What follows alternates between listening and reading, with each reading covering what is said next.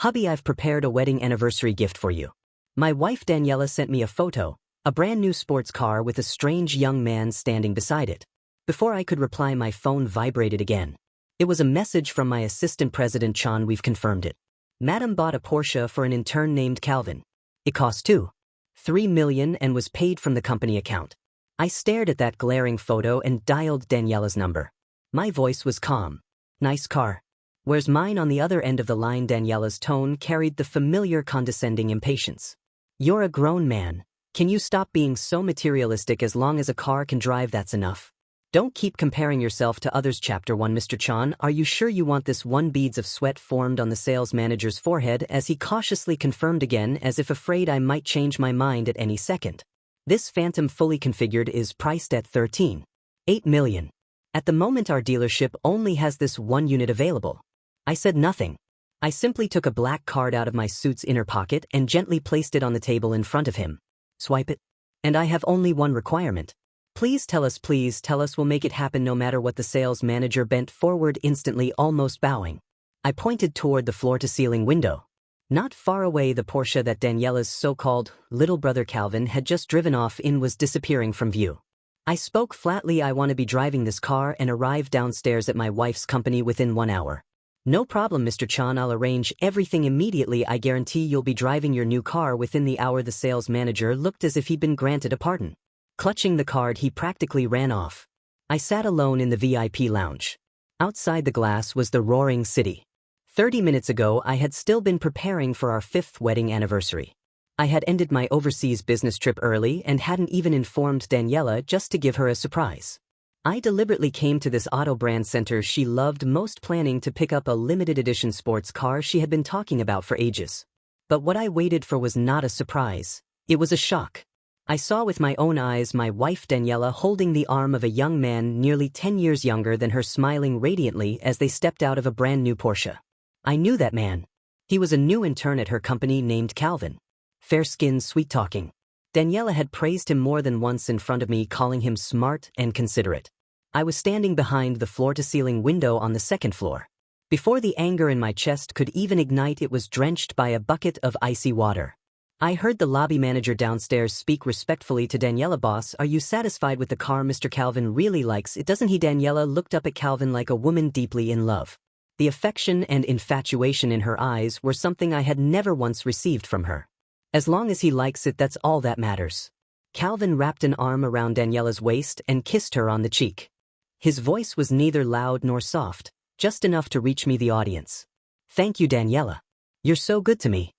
Silly boy. It's just a car. Your sister will get you something even better in the future. My assistant Vale stood behind me, barely daring to breathe. Expressionless, I watched the loving couple below, took out my phone and sent my assistant a message. Find out who paid for that car. Less than 5 minutes later, Vale replied. President Chan, it's confirmed. Madam paid in full using the company's contingency fund account. 2.3 million. I looked at that line of text and suddenly laughed.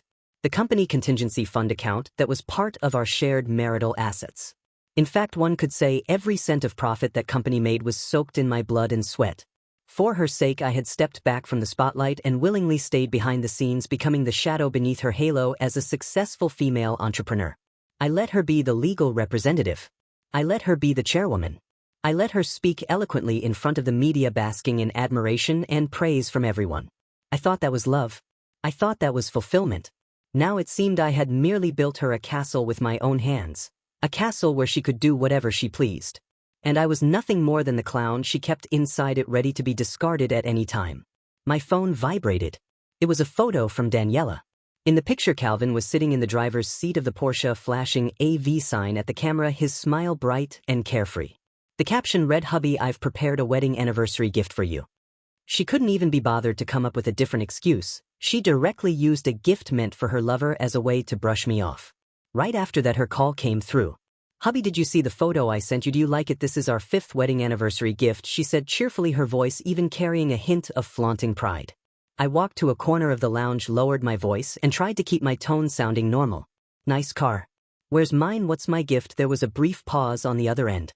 Then Daniela's tone turned impatient. James, what do you mean by that? I bought you such a great car and you're still not satisfied? You're a grown man. Can you stop being so materialistic? As long as a car can drive, that's enough.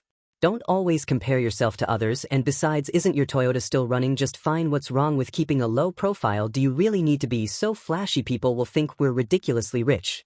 Listening to her righteous scolding, I felt nothing but irony. That's right, I'd been driving that Toyota for 5 years. It was a wedding gift from my father back then. In those 5 years for this family, I had earned far more than 100 Toyotas. And what did I get in return? Her using our shared assets to buy a $2 million+ sports car for a pretty boy, then turning around and accusing me of being materialistic and competitive. Daniela, I interrupted her. Do you really think I'm that easy to fool? Silence filled the line. A few seconds later, she let out a cold laugh. James, what kind of nonsense are you pulling now? It's just a car. Is this really necessary? If you really like it that much, fine. I'll order one for you tomorrow. Happy now? No need, I said flatly. Your gift is too expensive. I'm afraid I can't afford to accept it. With that, I hung up. Mr. Chan, everything's ready, the procedures are complete, and the car is prepared for you. The sales manager jogged over, respectfully presenting the car keys and a gold-embossed VIP card with both hands. This is our highest-tier black and gold card. From now on, any purchase you make at any store under our group will receive the highest level of service. I took the keys and stood up. Thank you. When I sat in the driver's seat of the brand-new Phantom, breathing in the scent of fresh leather unique to a new car, my heart felt calmer than ever before. Daniela, the play you personally directed, it's time for it to end. And I will be the one who pulls the curtain down. Chapter 2. Daniela's company headquarters stood in the most prosperous financial district downtown. This building was something I had personally approved the purchase of back then. Now it had become a symbol of Daniela's identity as a so-called business queen. The Phantom, worth over $13 million, was parked at the entrance of the building like a silent and elegant beast, instantly drawing everyone's attention. The security guard recognized me, and he also recognized the old Toyota I'd been driving for 5 years. When he saw me step out of this top-tier luxury car, the expression on his face was more colorful than a painter's palette. Chan, Mr. Chan, I nodded at him and tossed him the car keys. Park it for me. Then I walked straight toward the entrance. Today was an important product launch event for Daniela's company. The media were everywhere and distinguished guests filled the venue. I didn't have an invitation, but the greeters at the entrance knew who I was. The surprise and hesitation on their faces lasted no more than 3 seconds before turning into professional smiles. Mr. Chan, you're here. I walked directly into the hall. The launch event was already nearing its end. Daniela stood on stage dressed in a perfectly tailored white suit, confident, elegant, speaking fluently. Thunderous applause erupted from the audience. She was always like this, radiant, dazzling, forever the center of attention. And I had grown used to standing in the shadows applauding for her. My gaze swept across the crowd, and I quickly found the young figure I was looking for. Calvin was wearing a sharp suit, a staff badge hanging on his chest, standing in the front row gazing at Daniela on stage with undisguised infatuation. He looked like the most devout believer worshipping his God. I slowly walked over and sat down in the empty seat beside him. Calvin seemed to sense something and turned his head. The moment he recognized my face, his pupils shrank violently and all the color drained from his face. President Chan, he stammered, panic and fear flooding his eyes. I smiled at him, a smile with not the slightest warmth. Little Calvin, what a coincidence. My voice wasn't loud, but to him it sounded like a thunderclap.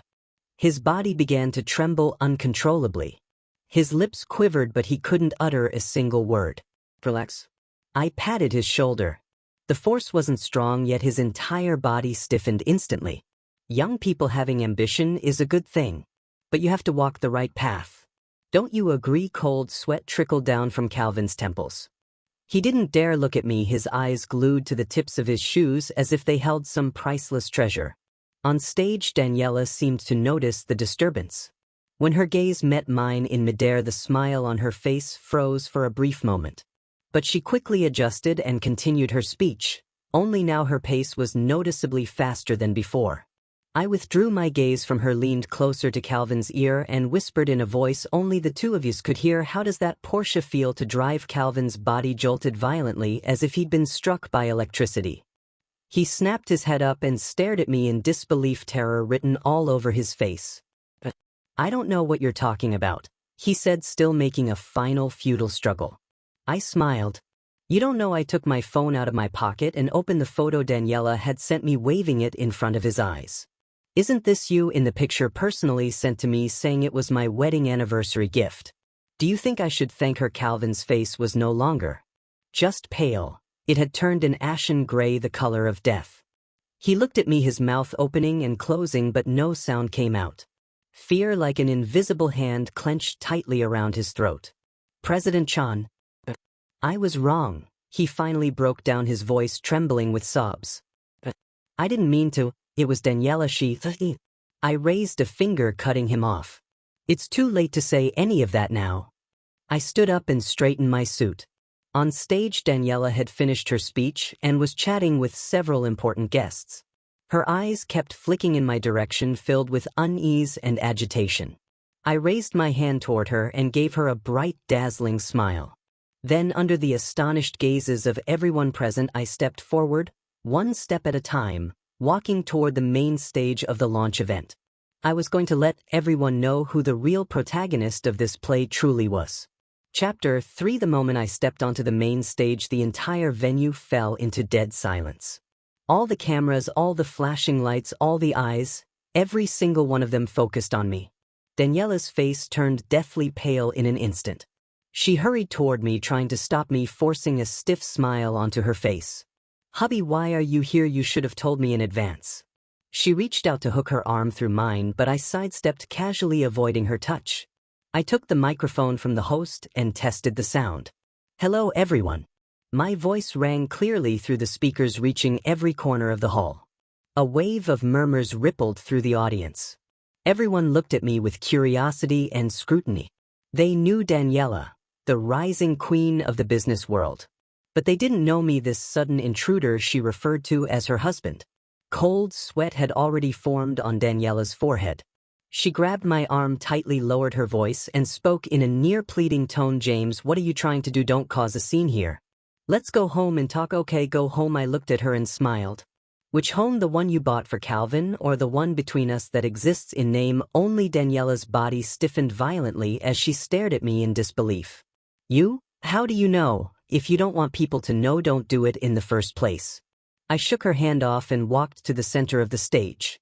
Clearing my throat, I spoke loudly to the hundreds of guests and media reporters below. First of all, my apologies for the interruption. My name is James Chan. I am Daniela's husband. The audience fell into complete silence. Everyone held their breath, waiting for what would come next. Today is an important day for Daniela's company. It also happens to be the 5th anniversary of our marriage. I paused, my gaze sweeping across the audience before finally settling on Calvin, whose face had gone ghostly pale. Just moments ago, my wife, Ms. Daniela, gave me a very substantial wedding anniversary gift. I raised my phone and projected the photo of Calvin standing beside the Porsche onto the massive screen behind me. A Porsche worth $2.3 million. I really love it. Boom, the entire venue exploded. People craned their necks, staring at the glaring photo on the screen, then at me on stage, and finally at Daniela, whose face now looked like ashes. Flashbulbs went berserk. Shutter clicks echoed nonstop. Every reporter could smell a scandal of epic proportions. Mr. Chan, who is the man in the photo? What is his relationship with Daniela? Daniela, is what your husband said true? Did you really use company funds to buy another man a car? Is this an extramarital affair? Are you getting a divorce? The sharp questions were like knives stabbing straight at Daniela. She stood there, trembling, lips quivering, unable to utter a single word. The composure and elegance she prided herself on shattered completely in that moment. I ignored the reporters and continued speaking. Many of you may not know that everything Daniela has today, including this company and this building, is the result of our joint efforts after marriage. To support her career, I willingly stepped into the background and handed the company entirely over to her management. I authorized all my patented technologies to the company free of charge. I believed my sacrifices would earn me a happy, complete family. My voice carried just the right amount of hoarseness and quiet sorrow. But I was wrong. My compromise and sacrifice didn't earn appreciation, it earned betrayal. She used the money we bled for together to financially support an intern 10 years younger than her. Then she turned around and accused me of being materialistic and obsessed with comparisons. At that I let out a self-mocking laugh. Before coming here I called her and said I wanted to change cars. She told me a car was just transportation and that I shouldn't be vain. But the moment she turned around she bought her pretty boy a sports car worth over $2 million. I want to ask everyone here, is that fair? My words hit the crowd like a massive bomb. People looked at the barely standing Daniela with contempt and fury. Shameless, disgusting. So the successful businesswoman image was fake. How revolting, someone shouted first, and soon curses erupted from all directions. Daniela staggered, nearly unable to remain standing. Her assistant and several executives rushed onto the stage, shielding her as they tried to escort her away from this place of utter humiliation. I watched coldly as she was surrounded by people and dragged away in disgrace. I knew that from this day on the business queen persona she had spent years cultivating would completely collapse. And this was only the beginning. I picked up the microphone again and announced my decision to all the media present. I, James, will formally file for divorce from Ms. Daniela. And I will reclaim through legal means everything that rightfully belongs to me, including this company and all personal assets under my name. Thank you. With that I set the microphone down. Under the relentless chase of countless flashing lights, I turned around, held my head high, and walked away from the place that once carried all my dreams and blood, sweat, and tears. Chapter 4. I had barely stepped out of the launch hall when Daniela's call came chasing after me. I didn't answer. I hung up, then blocked her number. Immediately after, an unfamiliar number rang. I swiped to answer.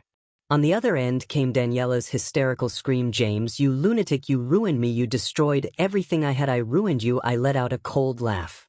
Daniela, put your hand on your conscience and ask yourself, who ruined whom? It was you. You were the one who personally pushed our relationship, our family, straight into the abyss. James, what do you actually want? Her voice trembled, now laced with fear. Do you really have to make things this ugly after all these years as husband and wife? Don't you feel anything at all? Husband and wife? I felt as if I'd just heard the biggest joke of my life.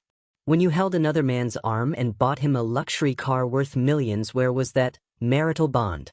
When you used my money to keep a pretty boy and then turned around and scolded me for being materialistic, where was that marital bond? Daniela dropped the fake act. It makes me sick. James, her voice suddenly shot up, filled with venom. Don't get smug. Do you think you've won? Let me tell you.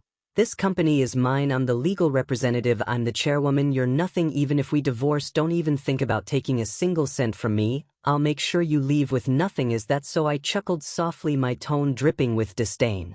Daniela, have you forgotten how this company came into existence, whose name is on the core technology patents, who wrote the business plan that secured the first round of angel investment before the company went public, who broke through all the technical barriers and shut up those arrogant Wall Street investors? The line fell into a deathly silence. Every question I asked landed like a heavy hammer, smashing straight into her heart. These were the things she had deliberately forgotten, or rather the history she had tried to erase entirely from my record of contributions. Daniela, you overestimate yourself and you underestimate me. Did you really think I handed the company over to you so you could do whatever you pleased? Let me tell you something. I can lift you to the heavens, and I can just as easily make you fall. Everything you have now I can take back at any time. No, that's impossible. Panic flooded her voice. Those patents, those technologies, they were transferred to the company long ago. You don't have any evidence. I laughed. Daniela, did you forget the asset nominee agreement we signed back then? To put your mind at ease, I placed all my personal assets, including those patents and shares, under your name for holding purposes. The agreement clearly states that the actual owner of those assets is me, James. You were merely the nominal holder. That agreement exists in 2 copies. Mine has been locked in a safe deposit box at a Swiss bank this entire time. Tell me, if I submit that agreement to the court, who do you think the judge will believe? No, a scream of pure despair came from the other end of the line. James, you schemed against me. You were planning this from the very beginning. I schemed against you, I snorted coldly. If you hadn't betrayed me first, that agreement would have rotted away in the vault forever. It was you who personally shattered the last bit of trust between us. James, you can't do this to me. We're husband and wife. Her voice softened, switching to emotional manipulation. Please, hubby, I was wrong. I really was wrong. Give me one more chance, okay? We won't divorce. We'll go back to how things were. Too late. I cut her off mercilessly. From the moment you handed the keys to that Porsche to another man, everything between us was over. With that, I gave her no chance to speak again and hung up. I got into the Phantom and started the engine. The massive black vehicle slid silently into the flow of traffic. In the rearview mirror, the headquarters of Daniela's company grew farther and farther away until it became nothing more than a tiny black. Goodbye, my former lover. Goodbye, the 5 years of my youth that are now gone. From today onward, I will take back everything that belongs to me. Chapter 5. My legal team was astonishingly efficient. The very next day after I left the press conference, a rigorously worded lawyer's letter, along with a copy of the divorce lawsuit, was delivered straight to Daniela's desk. At the same time, I applied to the court for asset preservation. All bank accounts, shares, real estate under Daniela's name, as well as the publicly listed company she was so proud of, were completely frozen. This meant that she couldn't move a single cent. Once the news broke, the entire business world was shaken. The company's stock price plunged immediately. Within less than half an hour after the market opened, it hit the daily limit down. The board of directors descended into total chaos. My phone was almost blown up with calls. Some called to question me. Some called to plead. Some called to probe. Among them was my father-in-law, Daniela's father, Leonardo. James, what exactly are you trying to do? The moment I answered, Leonardo launched straight into accusations, his tone openly hostile. You've turned Danny's company into this mess. What good does that do for you? Couples fight at the head of the bed and make up at the foot of it. If there's a problem, can't you talk it out properly? Why take it all the way to court? I listened quietly to his scolding without interrupting. This father-in-law, who had once been relatively cordial to me, finally revealed his true face when his daughter and the family's interests were on the line. Dad, I said slowly after he finished, you should be asking your precious daughter what she's actually done. Isn't it just a young person making a small mistake? Leonardo said dismissively. A man should be broad-minded. Danny was just momentarily confused. Give her a way out and this will all blow over. Momentarily confused, I laughed in anger. Using marital assets to buy a pretty boy a luxury car worth millions. That counts as momentary confusion. Dad, if it were me having an affair today, would you still be brushing it off so lightly? Leonardo was momentarily speechless, then flew into a rage out of embarrassment. How can you compare yourself to Danny? She's a woman.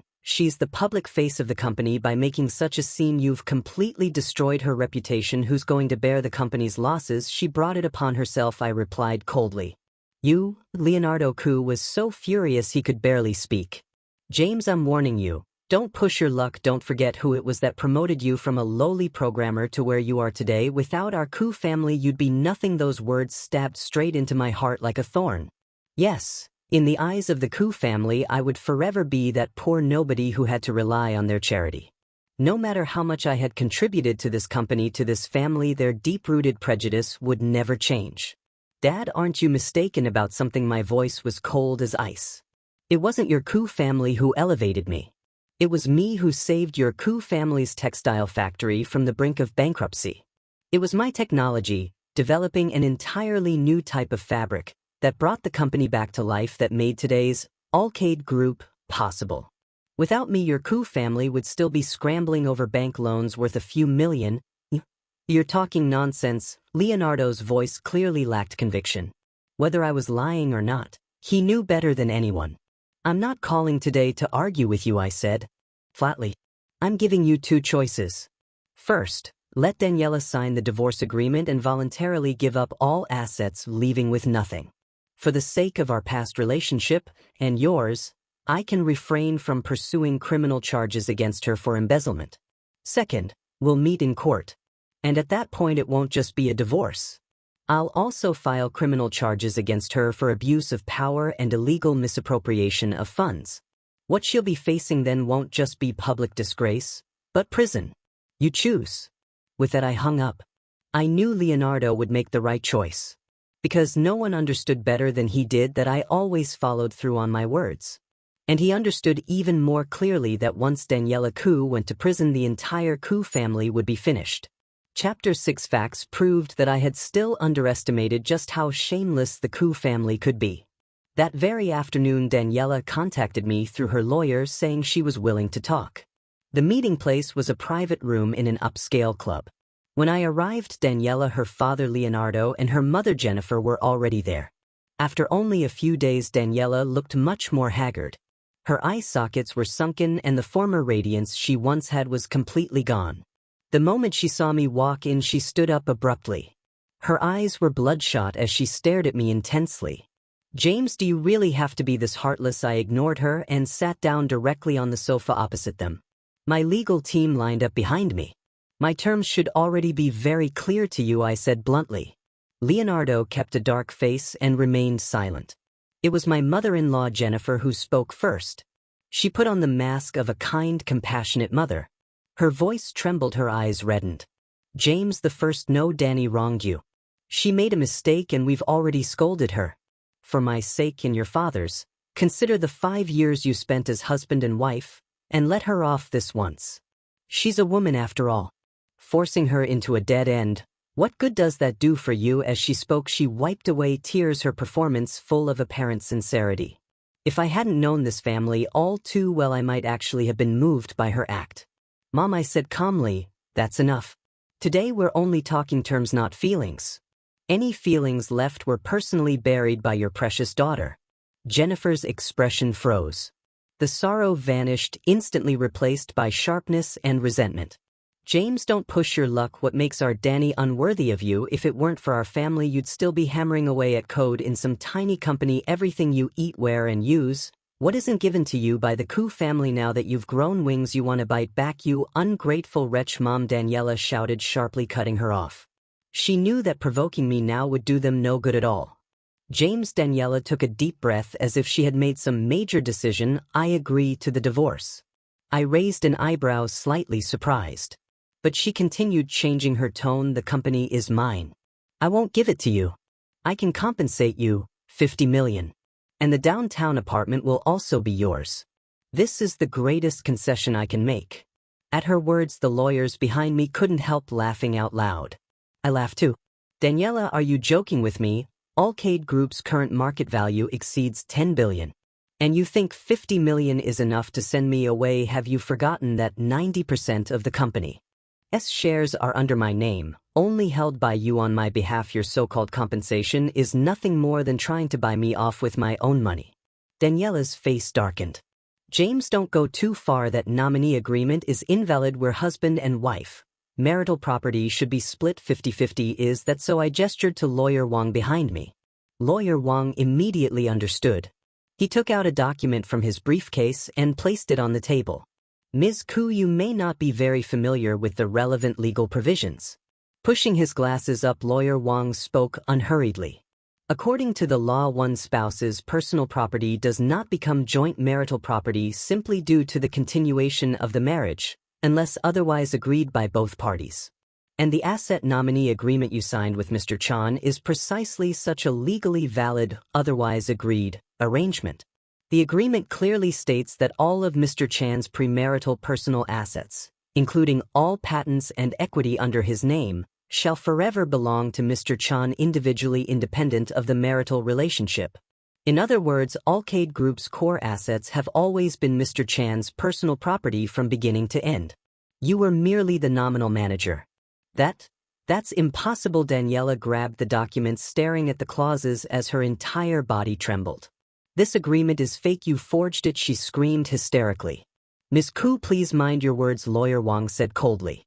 "This agreement was signed under official notarization. It has full legal validity. If you dispute its authenticity, we can settle it in court.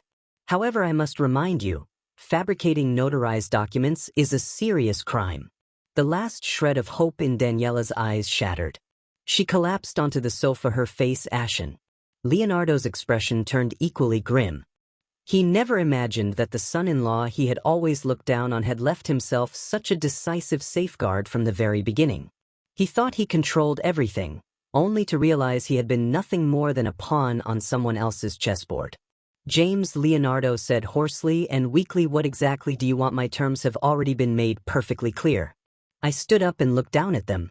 "Leave with nothing, or rot in prison. I'll give you 1 day to think it over." By this time tomorrow I expect to see a divorce agreement signed by Daniela. Otherwise bear the consequences yourselves. With that I turned and left the private room with my legal team. I knew it. This war, I had already won. Chapter 7. I thought Daniela would finally admit defeat. Reality once again refreshed my understanding of just how shameless she could be.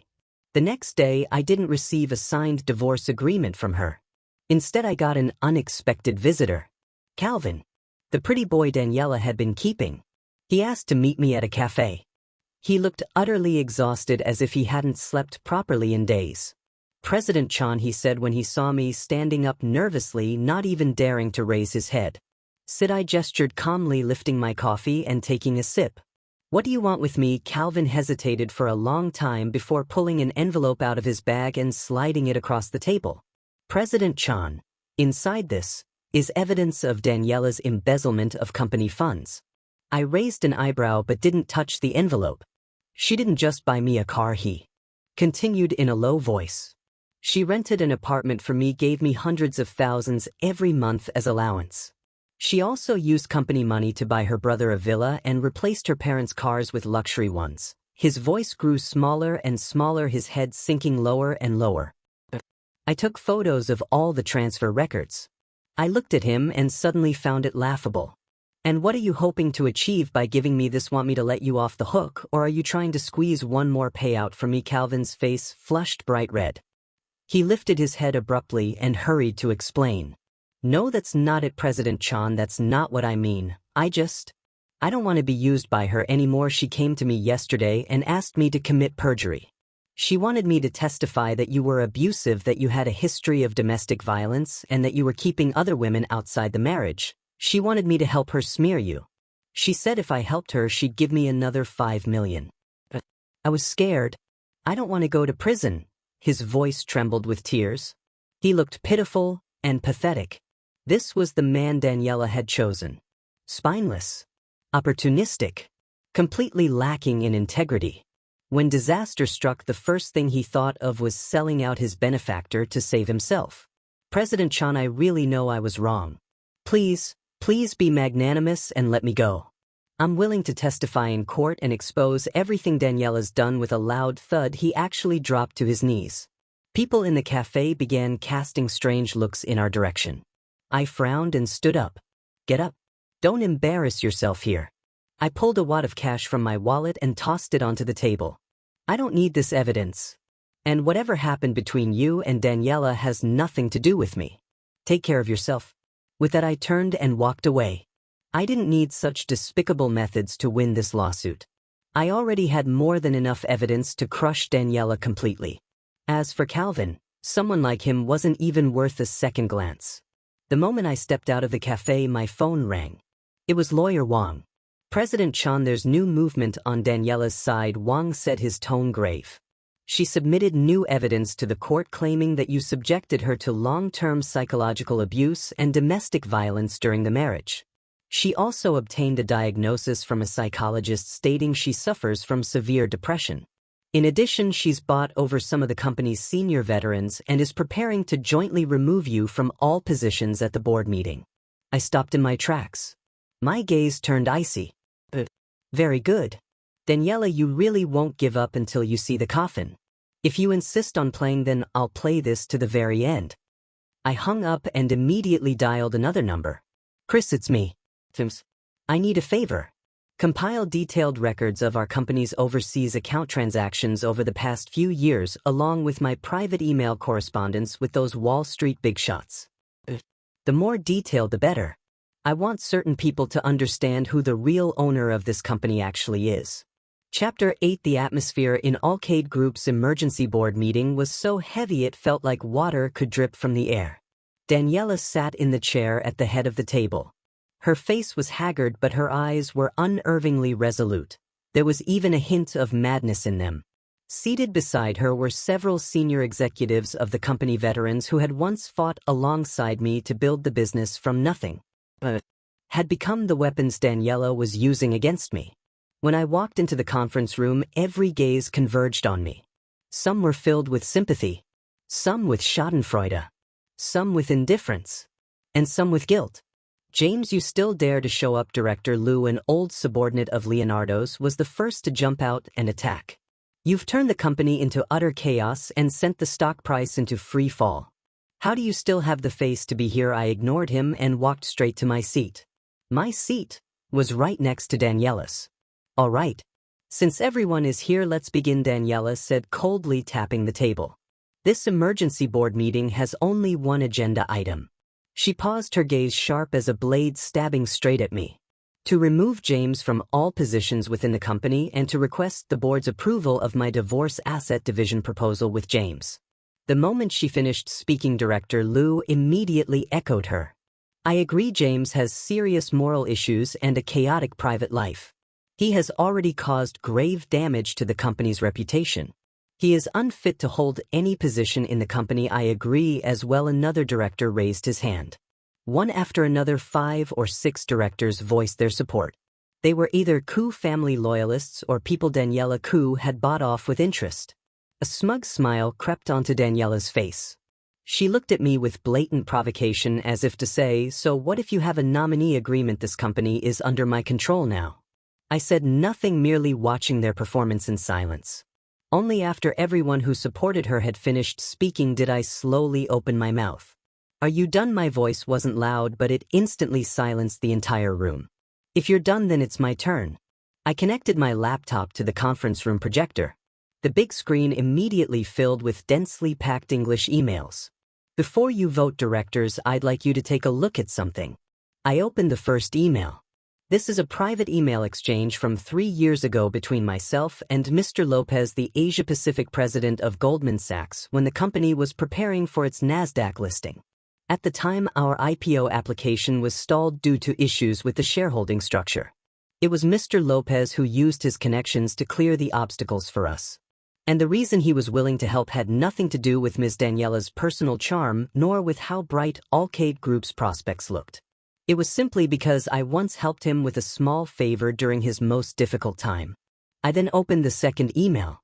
This one is from 2 years ago when our competitor, a European luxury conglomerate, the LVM Group, attempted a hostile takeover. I used an eco-friendly fabric technology patent that our company possessed and that they desperately needed to force them to abandon the acquisition. And that patent was not owned by the company. It belongs to me personally. Next, I opened a third document, a complex diagram of capital flows. And this as well. Allcade Group's growth to its current scale has depended heavily on overseas capital. But those investors didn't choose us because Ms. Daniela's business plan was beautifully written. They chose us because the people controlling that capital are all my friends. They weren't investing in Allcade Group. They were investing in me, James. With every sentence I spoke, the faces of Daniela and the directors beside her grew paler. The conference room sank into a deathly silence. Everyone was stunned, speechless by the series of nuclear bombs I had dropped. These were the company's deepest core secrets, contributions that Daniela had always tried to conceal and erase, achievements that belonged to me. She thought that as long as she forced me out, she could sit back and enjoy the fruits without worry. She was far too naive. Now I stood up and swept my gaze across every director present. I'll give you all a chance to choose again. Choose a so-called queen who betrays trust, embezzles company funds, and will only drag the company into the abyss. Or choose me, the one who can bring real value and a real future to this company. The choice is yours. After speaking, I no longer looked at them. Instead, I turned my gaze toward Daniela, whose face had gone completely bloodless. Daniela, I said calmly, you've lost. Chapter 9. No, I haven't lost. Daniela suddenly sprang to her feet, screaming hysterically, looking completely unhinged. James, don't even think about it. This company is mine. No one can take it away. Like a gambler who had lost every last chip, her eyes were bloodshot as she glared at me.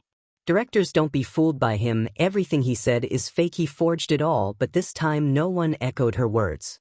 The directors who had sworn their loyalty to her just moments ago now shrank back like quails, avoiding my gaze, not daring to meet my eyes. People in the business world were the sharpest of all. They could see clearly who the real captain of the Allcade Group ship was. Without me, this ship could capsize at any moment. Ms. Koo, please calm down. Lawyer Wong stepped forward. His voice wasn't loud, but it carried undeniable authority. The authenticity of these emails and documents can undergo verification by any third-party institution at any time. I believe Goldman Sachs and the LVM Group would also be more than willing to cooperate with an investigation. Lawyer Wang's words were the final straw that crushed Daniela. Her body went limp as she collapsed back into her chair, murmuring to herself, "It's over, it's all over, now let's vote again," I said calmly. This time the result was beyond doubt. Aside from Daniela herself and Director Liu, who abstained, every other director cast their vote for me. James regained absolute control of the Alcade Group with an overwhelming majority. After the meeting ended, the directors came forward one after another to congratulate me as if they hadn't just tried to remove me moments ago. I shook hands with each of them wearing a polite, courteous smile. I knew these people were unreliable, but for now I needed them to stabilize the company. When everyone had left, only Daniela and I remained in the conference room. She sat there vacant and dazed like a soulless statue. I walked up to her and placed a divorce agreement, already signed with my name, on the table in front of her. "Sign it." Daniela slowly raised her head and looked at me, her eyes filled with hatred and unwillingness. "James, you're truly heartless." "Were even," I replied coldly. "Compared to you betraying me and trying to leave me with nothing, I think I've been more than merciful." "I won't sign it." Daniela suddenly tore the agreement to shreds. "I'd rather die than let you get your way. I'll drag this out forever. I'll make everyone know you're a heartless man who abandoned his wife. Suit yourself." I shrugged, completely unconcerned. "But I should remind you, your good little brother, Calvin, went to the police this morning and turned himself in.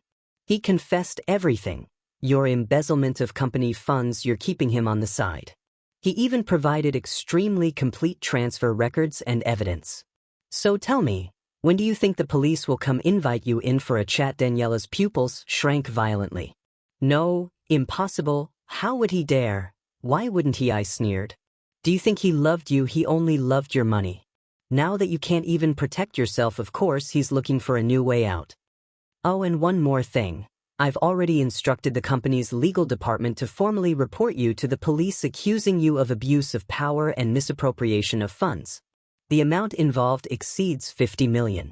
I think that's enough to keep you behind bars for 10 years or more.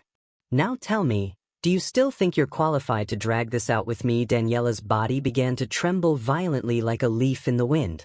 Fear washed over her like a tide, completely swallowing her whole. She looked at me, and for the first time her eyes showed genuine pleading. "Hubby, so James, I was wrong. I really was wrong." With a thud, she dropped to her knees, clinging to my leg, crying uncontrollably. "Please let me go.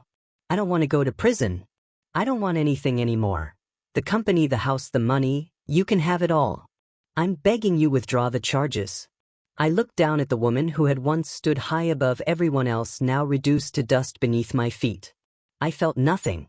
If she had known this would happen, why do what she did in the first place? I kicked her away, took another identical divorce agreement out of my briefcase, and threw it in front of her. "Sign it. This is your last chance." Chapter 10. In the end, Daniela signed the divorce agreement. Faced with complete public disgrace or prison, she chose the former. The day after the agreement was signed, we went to the Civil Affairs office to finalize the divorce. The moment I walked out of the building, divorce certificate in hand, my emotions were complicated. 5 years of marriage. Just like that, it came to an end. There was no reluctance, no nostalgia. Only the lightness that came with liberation. I withdrew the criminal charges against Daniela, considering it the last shred of dignity I could offer her, and the last courtesy to our dead relationship. But the truth about her embezzlement could not be buried forever. To appease furious shareholders, the board completely removed her from the company and demanded that she return all illegally obtained assets. Overnight, Daniela fell from a business queen worth tens of billions to an ordinary person drowning in debt. Her luxury homes and cars were all auctioned off to repay what she owed. Rumor had it that she moved back in with her parents, crying every day, refusing to leave the house.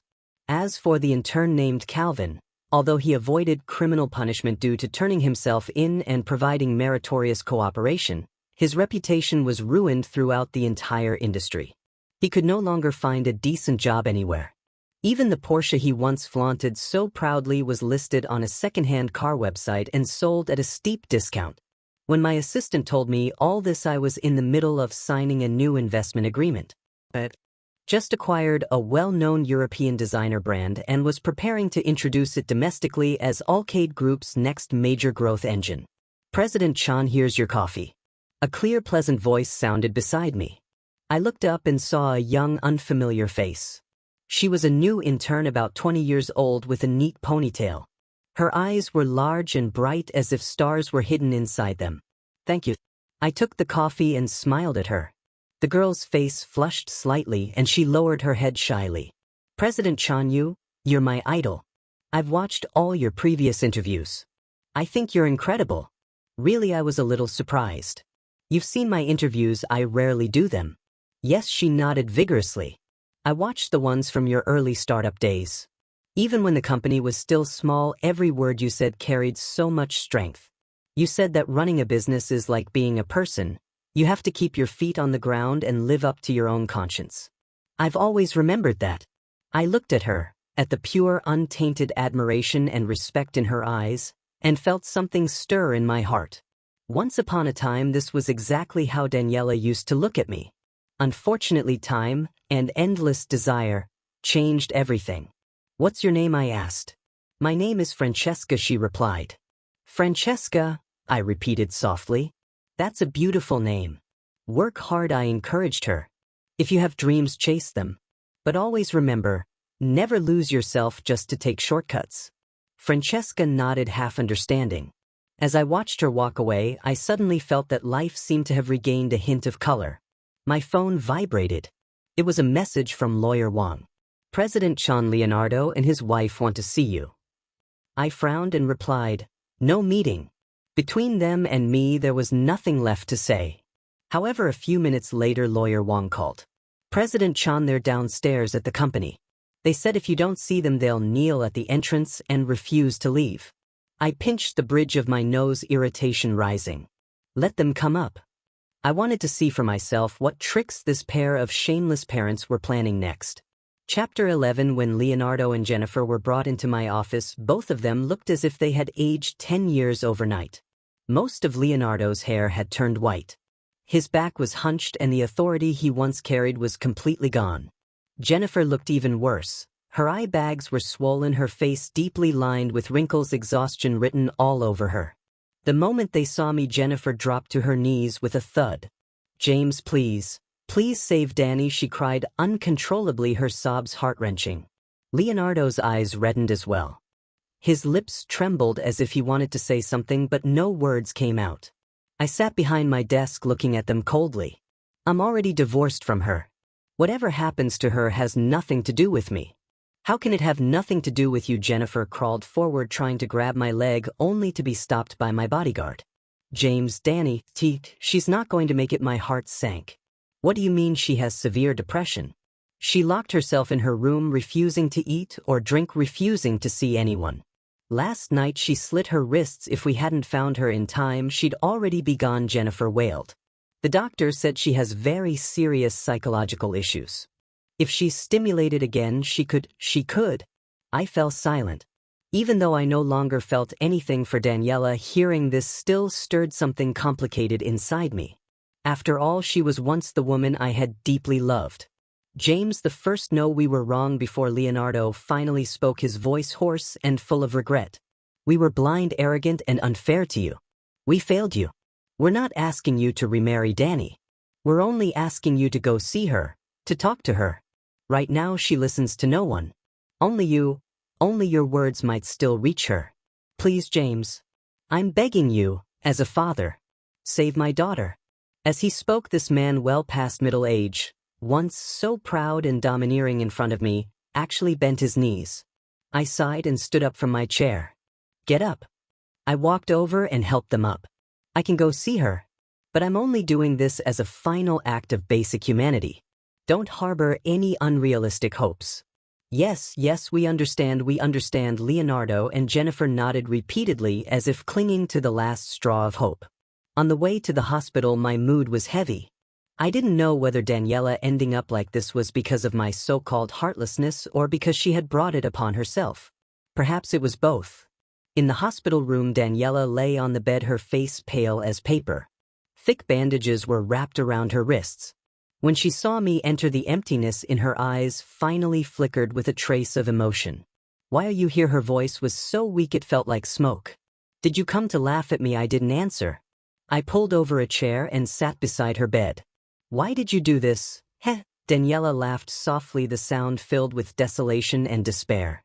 "I have nothing left. The company's gone. The money's gone. My reputation's gone. What's the point of living, James? You won.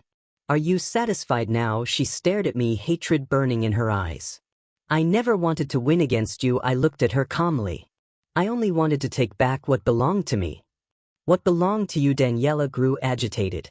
"What right do you have to say it was yours without me, without the Koo family? Do you think you'd be where you are today? You're just an ungrateful ingrate." Listening to her stubborn words, I felt only sadness. Even now, she still hadn't recognized her own mistakes. She blamed every failure on my so-called betrayal, never once reflecting on what she herself had done. "Daniela," I stood up, unwilling to argue any further. "Just live. Not for anyone else, for yourself. You're still young. There's still a long road ahead. Even if you have nothing, as long as you're alive, there's still hope. If you die, then there truly will be nothing left." With that, I turned to leave. "Stop right there." Daniela suddenly sat up in bed, ripping out the 4-needle from her hand. She grabbed a fruit knife from the bedside table and pressed it against her own neck. "James, if you dare walk out that door today, I'll die right in front of you." Chapter 12. I stopped in my tracks and turned around, looking at her coldly. "You think you can threaten me with death?" A flicker of panic flashed through Daniela's eyes, but she quickly forced herself to calm down. The knife in her hand pressed even closer, the sharp blade slicing a shallow line of blood across her neck. "James, I'll ask you one last time. Are you willing to remarry me?" she screamed hoarsely. "As long as you say yes, as long as we're still husband and wife, the company will still be ours. We can go back to how things were, okay?" I looked at her deranged expression and felt nothing but absurdity. What did she think? Marriage was a tool she could discard at will and pick up again whenever she pleased? "Impossible," I replied firmly. "You..." The last shred of hope in Daniela's eyes shattered. Despair and madness swallowed her whole. "Fine, fine, James, you forced me into this. Even as a ghost, I won't let you go," she screamed, tightening her grip on the knife and slashing down hard. "Don't!" Leonardo and Jennifer cried out in despair from the doorway. At that critical moment, I moved. I lunged forward in a single stride. With lightning speed, I grabbed her wrist, twisted sharply. Daniela screamed in pain as the fruit knife clattered to the floor. I pressed her down onto the bed, seized the knife, and flung it far away. The entire sequence happened in the blink of an eye. By the time Leonardo and Jennifer, and the doctors and nurses, alerted by the noise, rushed into the room, it was already over. Daniela lay on the bed like a pile of mud, sobbing uncontrollably. The medical staff hurriedly examined her wounds and injected a sedative. I stood to the side, watching coldly. "Mr. Chan, thank you. That was extremely dangerous," an older head nurse said to me, still shaken. I shook my head and said nothing.